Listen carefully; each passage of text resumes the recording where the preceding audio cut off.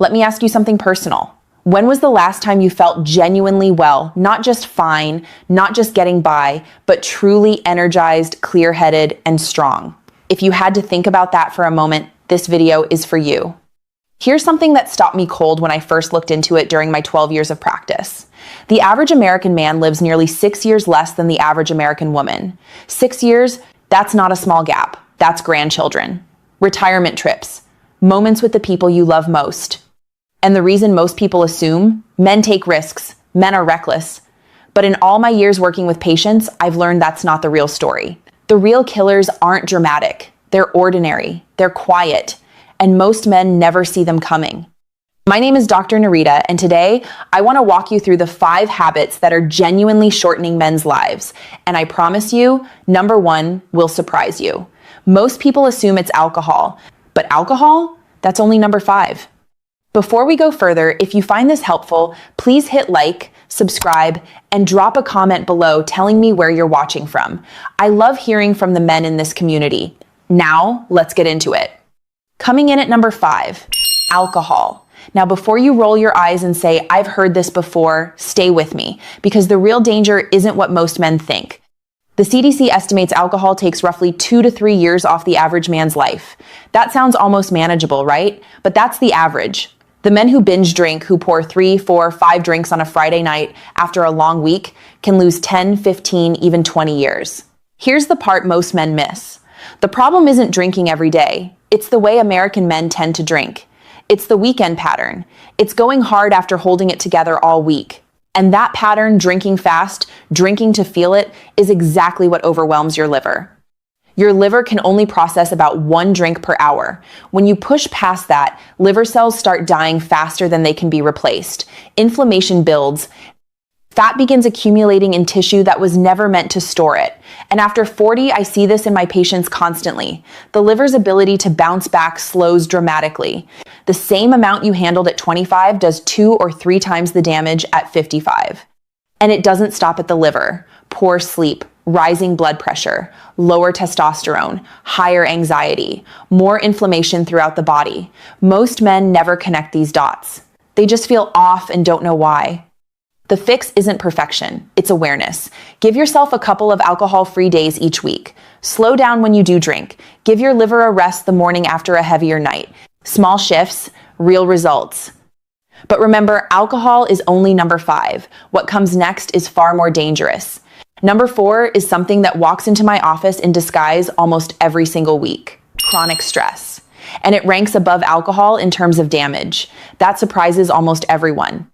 A long-running Harvard study found that men living under sustained, unrelenting stress lose an average of more than 4 years off their lives.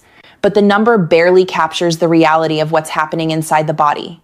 When stress becomes your background noise, not a moment of pressure, but a constant hum that never switches off the hormone, cortisol floods your system. Short bursts of cortisol are protective. Long-term cortisol is corrosive. It weakens your immune system. It tightens blood vessels and strains the heart. It pushes blood sugar higher and higher. And it quietly destroys sleep quality, even when you're in bed for 8 hours. I always tell my patients to think of the body like a well-engineered machine. Chronic stress is like running that machine with no coolant. Everything still moves, but the parts are grinding down from the inside. And here's the cultural problem. So many men are taught to push through, to stay silent, to be strong by not talking about it. So they bottle it all up, and the pressure just builds no release valve, no outlet, not an explosion, just a slow, invisible collapse. But chronic stress has a weakness. You don't have to solve everything to start healing. A genuine walk, an honest conversation with someone you trust, an hour doing something that actually brings you joy. These aren't luxuries, they're medicine. Give your nervous system permission to come down, and your body knows exactly how to respond. And remember, that's only number 4. The habits ahead are even more dangerous. Number 3 is the one that catches most men completely off guard: social isolation. And the dangerous part is how slowly it sneaks up on you. In their 20s, most men have full lives: friends, teammates, social circles. Then the 40s arrive. Work takes over, family becomes everything, friends drift, and one day, a man in his 50s looks around and realizes his entire world has narrowed down to just a couple of relationships, sometimes just one.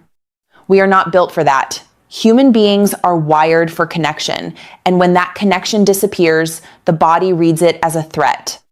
A landmark analysis of over 300,000 people found that social isolation raises the risk of early death by up to 50% a level, comparable to years of heavy smoking. Unlike cigarettes or alcohol, isolation leaves no visible mark. There's no diagnosis for it. It just creates a quiet emptiness, and that emptiness triggers real, measurable, biological damage. Inflammation rises. The immune system weakens. Blood pressure becomes harder to control. Self-care quietly falls apart. Social isolation doesn't mean living alone. It means having no one to be honest with, no one who truly knows what you're carrying. The good news? The body responds to connection almost immediately. One phone call to an old friend, one coffee on a Saturday morning, one community, one group, one team to belong to. It doesn't take much, but it has to be real, because genuine connection doesn't just lift your mood. Research shows it extends your life. And remember, this is only number 3. The next 2 are even more dangerous. Number 2 is something I genuinely wish more men took seriously: not getting enough sleep.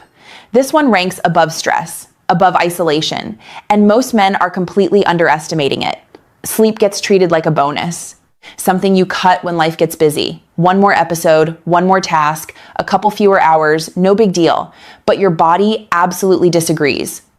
When you consistently fall short on sleep, your brain and organs are forced to keep working through the time that's supposed to be dedicated to repair. Your heart rate increases to compensate. Blood vessels stiffen. Blood sugar becomes harder to regulate. Even one night of sleeping, only 5 hours, can reduce immune function by nearly 30%. According to the American Academy of Sleep Medicine, men who regularly sleep fewer than 6 hours a night live an average of more than 7 years less. 7 years from a habit that feels completely harmless. And here's what makes it tricky. You adapt to feeling tired. You tell yourself you're fine, just a little sluggish, while your cardiovascular system and hormones are working overtime just to keep you functional. The good news is your body responds fast. After just 2 or 3 nights of real, solid sleep, 7 to 8 hours, blood pressure drops, focus sharpens, mood stabilizes, and energy starts returning. Sleep is not wasted time. It's the time your body spends pulling you back from the edge. To start improving tonight, keep a consistent bedtime, even on weekends. Put your phone down at least an hour before bed. Keep your room cool, dark, and quiet. Cut caffeine after early afternoon. These aren't complicated changes, but they compound powerfully over time. And now, the number 1 habit shortening men's lives. Not alcohol, not stress, not even sleep deprivation. It's sitting. Just sitting.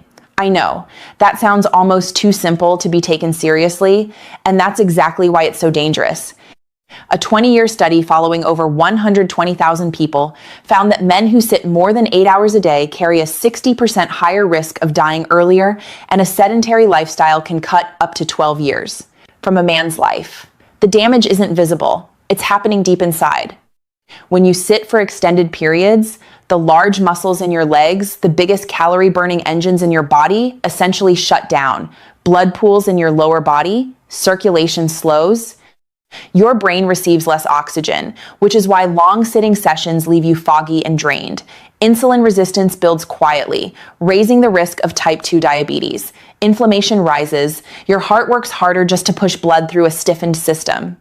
And here's the key thing I want you to hear. It's not the total hours of sitting that does the most damage. It's how long you sit without moving. After just 30 minutes of stillness, your metabolism begins to drop, fat storage accelerates, and muscle tissue starts breaking down faster than it should. Use it or lose it, that's not a motivational phrase. That's physiology. But here's what I love telling my patients. You don't need a gym. You don't need a brand new routine. You just need to interrupt the stillness. Stand up every 30 minutes and move for 2 minutes. Walking after meals, even 5 minutes, makes a measurable difference. Take calls standing up. Choose stairs when you can. Park further away. Let movement weave into your day rather than being something you have to schedule around. The moment you stand up, your body begins to recover. That's not encouragement, that's biology. When you step back and look at all 5, one truth becomes impossible to ignore. Men don't lose their health in a single dramatic moment.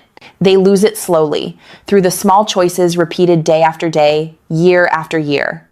Alcohol steals 2 or 3 years. Chronic stress can take 4 or more. Social isolation, 5 or more. Sleep deprivation, over 7.